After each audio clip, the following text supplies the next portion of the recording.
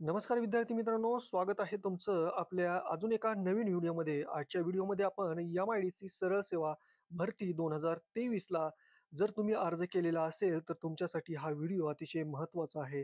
कारण की एम-आय-डी-सी सरळ सेवा भरती 2023 जी परीक्षेची तारीख जी आहे, ती आलेली आहे. परीक्षा कधी होणार आहे, सर्व डिटेल्स आपण या व्हिडिओमध्ये पाहणार आहोत. त्यामुळे व्हिडिओ संपूर्ण पहा आणि व्हिडिओ आवडल्यास लाईक करा.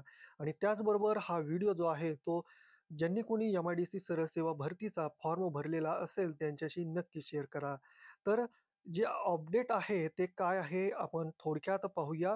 एम-आय-डी-सी सरळ सेवा भरती 2023 जी परीक्षा आहे, खूपशे विद्यार्थ्यांनी Twitterवर वगैरे ट्वीट केलेलं होतं, की परीक्षा कधी होणार आहे, कधी होणार आहे? तर मार्चच्या पहिल्या आठवड्यामध्ये एम-आय-डी-सी सरळ सेवा भरतीची परीक्षा चालू होणार आहे. मित्रांनो, मार्चच्या पहिल्या आठवड्यामध्ये म्हणजे मार्चमध्ये कधीही पहिल्या आठवड्यामध्ये एक्झाम तुमची स्टार्ट होऊ शकते.